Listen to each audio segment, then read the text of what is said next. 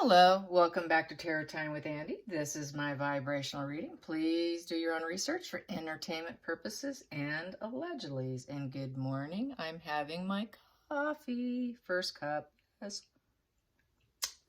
I don't like taking sips on film, but I just did. Yay me. First time. All right. So, what do I want to say today? Sorry about, someone said my camera was a little blurry yesterday, so I wiped it. Hopefully it doesn't seem blurry today, but you know what I probably thought it might have been? Crazy story. Well, it's not crazy. I went to go see Top Gun. Yes, on 4th of July, my husband and I decided to go see Top Gun. And I hadn't been to a movie in about at least 3 years because of lockdown. And then it'd been at least a year prior to lockdown that I even went to the movies. So it was a really nice experience. My little review on Top Gun. I'll give you my quick review here.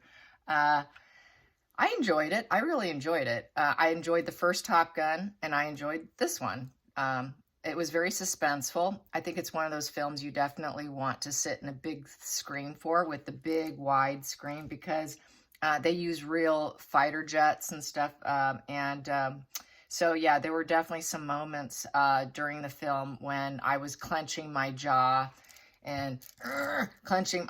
Saw the tension in my body, so I thought, after the fact, I thought that might have been kind of fun to have me hooked up to some wires just to get that tension and stress in my body, to see where I was gauging on it, because there were definitely some very tense moments with the flying, very brutal, hardcore flying.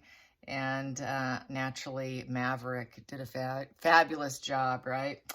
So yeah, and there's some eye candy in there, ladies, if you're interested. There's definitely some eye candy. And the fighters, so the Top Gun guys are always sexy. And what else? Yeah, I eat a lot of popcorn with lots of butter and a big giant root beer, which I never drink soda ever. It was like the first soda I've had in at least a year. And so I was kind of being bad. Yeah, I got a little butter on my screen there. So there you have it. And then what I thought also was kind of nice about the movie was Tom did put out a statement prior to the film stating that they were doing it for the fans. And so I was really gauging his reaction, his behavior, looking at his facials and stuff, that body language stuff. And I kind of took it as being very, very authentic and sentimental and not false whatsoever. I sensed pride in him, and joy and sentimentality there. So I think it was very authentic on his end, saying that he was doing this for the audience. He's not a man who needs the money. And so I really took it as being very authentic. So I thought that was nice. The other part that I thought was nice about the film was that they included Val Kilmer, because Val Kilmer suffered from 2 bouts of throat cancer, and he doesn't have much of a voice. He's very raspy. So it was nice that they included him in it. And apparently they are friends. They consider themselves real friends now. When they did the first original Top Gun, they were very competitive with each other and would kind of egg each other. So I don't think they were quite so much friends back then, but through the years they've developed a friendship. So that is my vote on Top Gun. I say go see it. I enjoyed it. I really enjoyed it. And it's definitely one of those films you want to do it on the big screen because of the flight. So there you have it. That's why my screen was a little bit, maybe a little buttery. A little bit of that artificial butter from MGR Studios. So there you go. Okay, I got a request. Now on to the request. Hopefully I didn't waste too much time. Wow, 4 minutes in. I talked too much. Okay, so Doopy from California. I appreciate the super thanks from Doopy. You've been incredibly generous with me. I love the fact that she told me when she's a nurse practitioner from California. She says that when she's watching me, the birds come to her windows. Yes, the crows and stuff. So that's awesome. I love that. I love stories like that. That's awesome. So since I live with birds, I love the birds. And she wants to know about Doria. Doria, and because, everyone talks about her being the aunt and not the mother. I have done previous spreads on it, and I've always gotten that Doria was the mother. But I said I would redo it. I would definitely redo that. So I did a little shuffling, but now I'm going to hit the pendulum. And I'm going to ask it in different ways, okay? So this is a redo for me. So is Doria Ragland the mother of Meghan Markle? Is Doria Ragland the mother of Meghan Markle? Is she the mother, the biological mother? Yes. Now I'm going to answer it a different way. Is Doria the aunt of Meghan Markle? Is Doria the aunt of Meghan Markle? Is she the aunt posing as the mother? No. No. Okay, let's ask it again. Another way. Is there any way, shape, or form that Doria is not the mother of Meghan Markle? Is there any way that Doria is not the mother of Meghan Markle? No. Is Doria Ragland the mother of Meghan Markle? Is Doria Ragland the birth mother of Meghan Markle? Yes. Okay, so there you go. It's answered in different ways. And I did it privately, got the same exact thing. And I got it about 2 years ago, the same thing. Because there was a lot of talk that, oh, she's not the biological mother. And that roots from a channel that was up and running about 3 years ago. And then it crashed. So I get that she is the biological mother. Mother like daughter. But I think the reason why, Doopy wanted to know why she's gone silent. So let's get some cards on why Doria has gone silent. My feelings on the situation on that, just psychology, not even cards, is she's afraid of Meghan. Kind of resembles, allegedly, entertainment purposes only, allegedly, it leaked. Amber Heard's mother was terrified of Amber Heard. Yes, she did do some red carpet affairs with her, but it leaked out after her mother's death through whatever. I saw it on social media, saw it in comments, people that went to school with her, same high school. Her mother actually had fear of her daughter. And when you have a daughter who has that many comorbidities and has a violent, rageful episodes, that is why. Her mother was terrified of Amber's rage. And I think there's no difference with Meghan Markle and Amber Heard. They're very similar energy. And I think Doria knows damn well that her daughter is very capable of doing just about anything she wants because she is tungsten. She's ruthless and she has rage. It's a very toxic combination, a very dangerous combination. Personally, I think Doria walks on eggshells around her. Yes, Doria has a past. Yes, Doria has done some very, very shady, very unempathetic individual for what she did to Thomas, throwing Thomas under the bus, trying to get him to be guilty for her deeds of taxes. And really, you know, he did things for her that she did not deserve, like paying for her lawyer. So she got less time in jail, prison, when she was trying to throw him under the bus. Yet he still paid for her lawyers. So she's a very unempathetic individual. She has a lot of antisocial traits, I think, but I think she's fearful of her daughter. She knows that she is very capable of being very, very explosive. So that's what I think why she lays low, as well as she knows her daughter is a storm warning. She's nothing but a storm warning. When is there going to be another hurricane with her? She's like a walking hurricane. So I think that's one of the reasons why she's quiet. But the other question is she in jail? Is she in jail? Is Doria somehow, way or another, locked up? So here we go. And then I'll throw cards. Forgot to ask this one. Is Doria in jail? Is Doria locked up in jail? Is she incarcerated in jail? In trouble with the law in any way, shape, or form? Is Doria in jail or in trouble with the law in any way, shape, or form? No. No, she is not. Negatory. So here we go. So I think she's just laying low. Her daughter's dark, you guys. It's what you have to do. What we have here, wow, the Empress in reverse. In reverse. There you go. It's a different deck here. This is my dual-sided one here. You could see on this corner here, it says Empress. There you go, for any naysayers. There you go, Empress. And it's in the reverse positions because it's all gloomy and dark. And here is obviously the upright, glorified version of the Empress card, where she's nurturing, abundant, has the ability to recognize and love herself and then put it outward to the world. share her gifts, her abundance. She has a lot of abundance. She has that loving, wonderful, nurturing energy that everybody needs when they're young, that wants to grow up with. Doria doesn't have that. Doria is her own person. Doria was a hippie.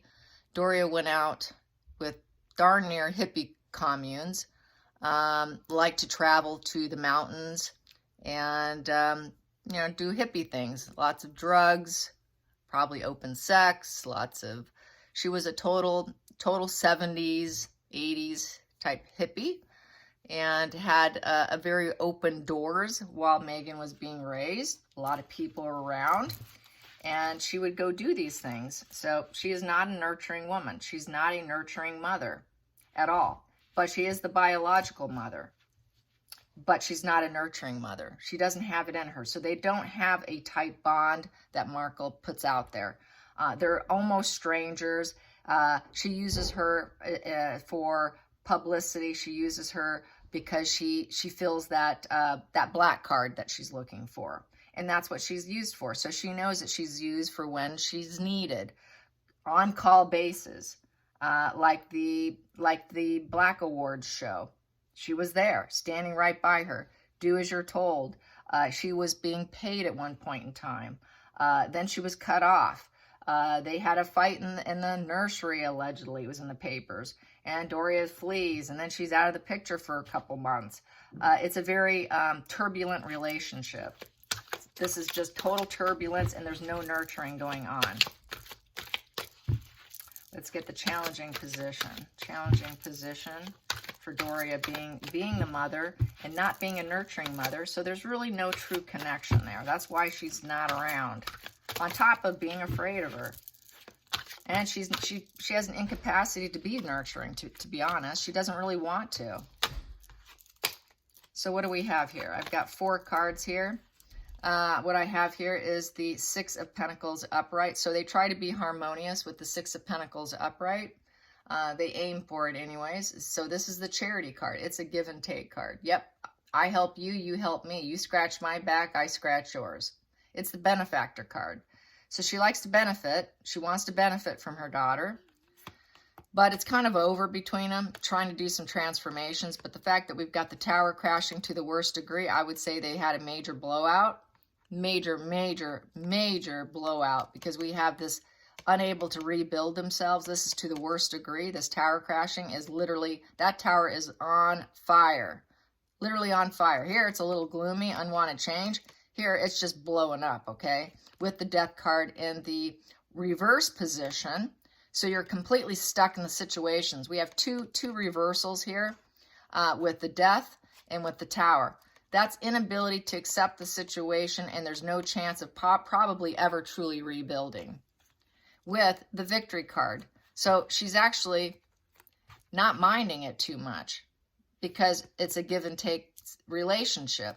This is sort of a narcissist card, the 6 of Wands, the victory card, because narcs want to win. They're all about winning. They don't want to lose. So maybe this is that Meghan somehow won something over her, and the relationship is at an absolute destruction here. So she feels totally destroyed by her daughter.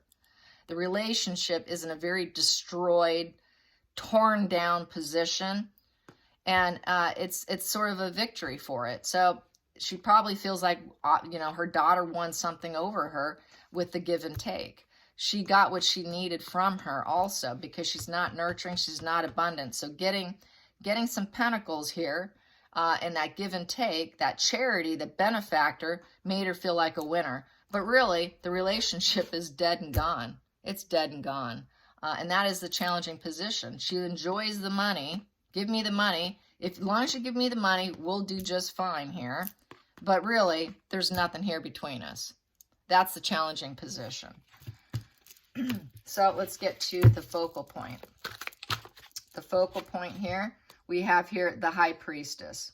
So yeah, Doria feels that she is the High Priestess. She's a yoga teacher. She feels she's connected. And that's what she wants to focus on. So she probably feels Meghan's too dark, even though she's probably unaware of herself, of her own dark aspects, the fact that she's really truly not a nurturing person. And then we have here in the hidden position here, Queen of Swords in the worst degree. So she was cut off. She was cut off. They've cut each other off. The two women don't really get along. You know, the Queen of Swords is the Ice Queen, and we have it in the reverse position. So that's to the worst degree. You know, the Queen of Swords can be cold anyways. You put her in reverse, now you really got a cold individual on your hands, okay? You got someone who feels absolutely nothing, okay? Lack of empathy, I'll cut you out and I won't feel a thing. So it goes back to the death and that tower crashing to the worst degree. So they cut each other out. There's been a cutting here, okay?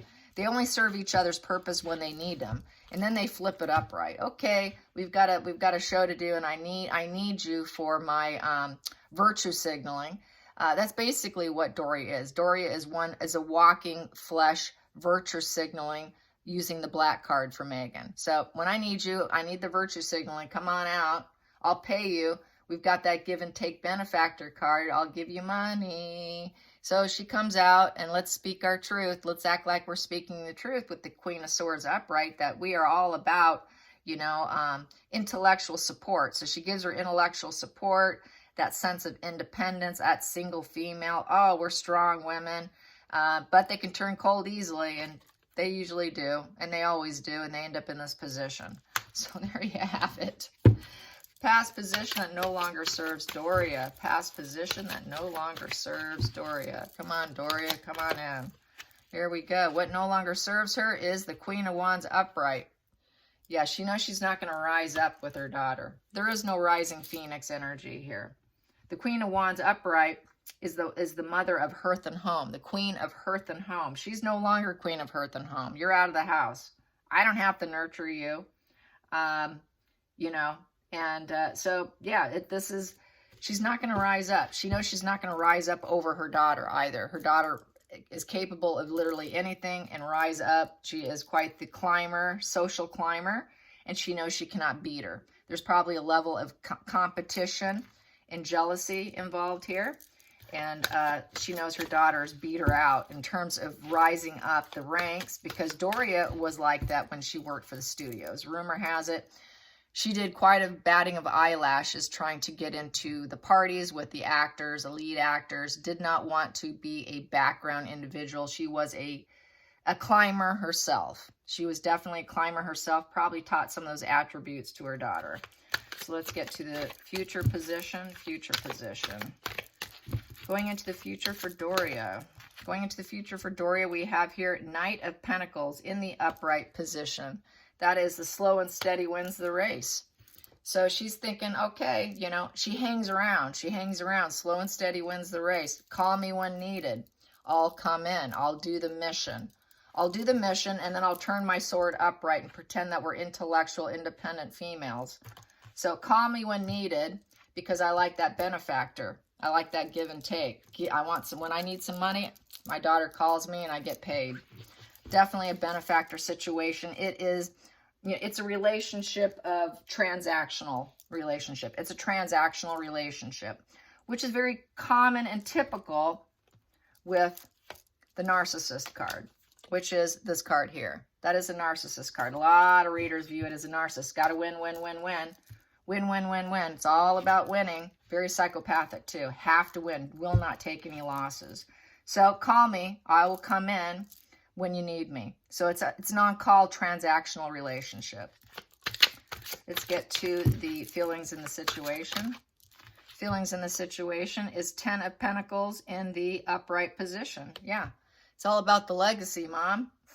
We got to create our own legacy. Sounds a bit like HG Tudor. It's all about the legacy. Yes, with benefactors.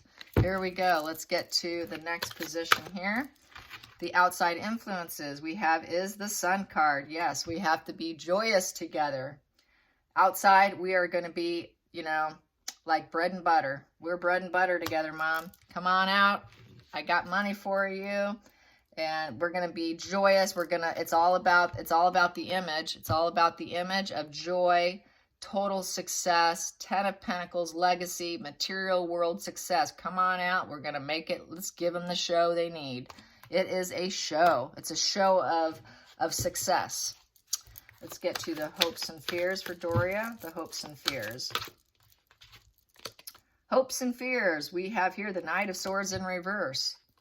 Knight of Swords in reverse is doing something with force. Coming in, doing a mission, and it's backfiring on them.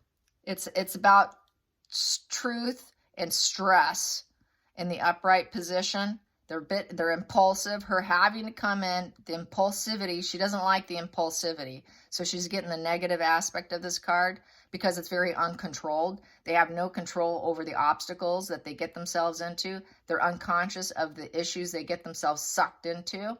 So she's afraid that she's going to come in on a mission for her daughter. Okay, I'm coming in for this mission. You called me. It's all about getting that 10 of Pentacles, making us look good and happy. So I'll come in and do it, but I'm really afraid it can go very south.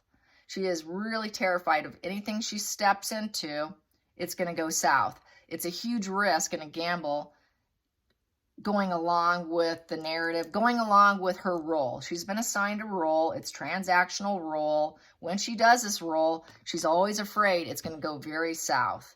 It can go really bad because Meghan has total disregard for other people. It's danger. It's the danger position. It's the reckless position. It can go very recklessly wrong, and it's not a victorious position. So she doesn't want to look bad. She wants to do things. She wants that money, but not if it's going to go south and it's going to bode unwell on her. And so she stays out of the picture for a while. She stays out, only goes in when called. Let's get to the final call. The final call. The final call is, here we go. Yes, there we go. It's all about money. Ace of Pentacles, but it's in the reverse position. So she doesn't think it's totally worth it. Right now, she's not getting that Ace of Pentacles propositions. Ace of Pentacles is about getting those money propositions. So it's all about the benefactor, about helping, getting money from her. And apparently Meghan doesn't have the money to give her right now because that Ace of Pentacles is in reverse. That hand is all withered up and cracking, and those coins are falling, kind of short there. So she doesn't have the money to pay her right now. They're having problems. I like to call the Ace of Pentacles, this here is feeling kind of stingy too. She just doesn't have it. It's a lost opportunity. She's feeling let down by whatever's been exchanged energetically. It's been a negative experience. So right now they're on a down low here. It's lost. Right now they're not doing well. There's no new beginnings, no new seeding, no new ventures to get paid. There's no new beginnings. There's no opportunities. It's also could be kind of selfish. The person's not willing to pay her to come out to get what she needs to come out in order for her to come out and flip herself into a Queen of Swords upright for her. She hangs out. She hangs out and waits. But there's a lack of money here. So they're kind of too broke. They're not willing to give her money now. That's part of the reason why she's hiding, because she's all about the benefactor. She's all about the transactional relationship. So this one here I have here is the Nine of Wands in reverse. Yeah, everything's real slow. Slow, slow, slow, slow. Really slowed down with the Nine of Wands. She's saying, uncle, I give up. Yeah, someone asked me in the UK, what does uncle mean? Uncle. She's screaming uncle, you guys. That's someone who doesn't have support. Uncle is giving up. That's an American term. I grew up with it. You say uncle when you're ready to give up. She's ready to give up. She's done. She's had enough. She's saying no. It's the no card. No, thank you. I'm completely burned out here. I'm overwhelmed. It's too much stress. I'm telling them no. You're not going to pay me? No, not coming. Sorry. It's all about the benefactor card. Give and take. No money, no Doria. So Doria is all about it. That's why we got that Empress in reverse. She is the birth mother, but she's not abundant. She wants to be paid. She wants that she wants that money. You got to pay me. The bottom of the deck, you got to make it happen. It's a battle of the wills with this one too. It's kind of like the Magician and the Chariot. It's all about winning, using whatever tools you have. It's it's a very willful position. So she's very willful. She wants what she wants. Get the tools together. Pay me. Otherwise, I'm telling you no. She wants more tools. You got to pay for some tools. You got to give me some tools so I can, this money provides her to be able to manifest and do things she wants. It helps with her life. It helps her give her a leg up. It helps her to manifest and get things. It makes life more comfortable. And I'll tell you no if you can't provide the tools for me. So, make it happen. Make it happen. So she knows it can happen too. She knows that they can afford it if they want it. They can scavenge somewhere and get it from somewhere. A donation from a false charity that's being held up in Delaware. So she knows that they have that ability to turn money and turn a buck, turn a deal, and get some money on the sly. That it's always somewhere they can find it. So she holds back, telling them no, make it happen. I'll show up, just make it happen. And let's see, what do we have in the center of the deck? We have here the Three of Cups. Yep, Three of Cups is teamwork, expansion, celebration, and coming together within the community. So we have that, and she will do that. She'll gladly do it in the upright position. I'll be your support. I'll be your support, and I'll work with you to help you expand yourself and to create. But I'm at a Five of Swords here in reverse, and I'm kind of left out in the cold. So she does feel left out in the cold here with the Five of Swords. And with this person's feeling, lingering resentments. She does have a desire to reconcile their arguments. So they're in a blowout fight situation. If you forgot, I had these two cards here. I had the Death card. I had the Death card, the Death Rider, with the Tower burning up on fire as a challenging position. So that's why she's left out in the cold, and she's feeling lingering resentments, and she would like to rebuild and reconcile their differences. But it'll always be there. It'll never go away, because once you have it, I'll just say it, it's kind of sounds rude, but once you have a mental illness like the level of Meghan, it's like herpes. You never get rid of it. So there you go. As Sam Vaknin would say, and I listened to 2 videos of his yesterday, like, God, each one are like an hour long, but they're so educational. If you have time in your day, I highly advise it. But, you're going to feel like a student, a psychology student sitting and listening to him, which is good. You get used to him after a while. So let's see, how does Markle feel about her mom right now? Let's get a few cards on Markle's energy about her mom. We have here the Hangman, self-sacrificial. She's in pause mode, taking a break. So they're in pause mode. I'm taking a pause. Don't need to see you. I'm hanging out from the tree here of life, just thinking about what I need to do next. I'm planning my next move. So she's in scheming mode, in essence.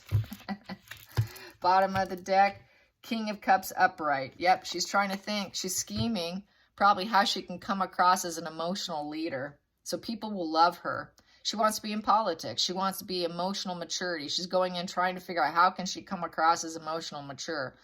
He has a lot of choppy waters around him, and he trusts his feelings. So she's going inward, thinking about her feelings, trying to trust her feelings on how she can handle the next situation.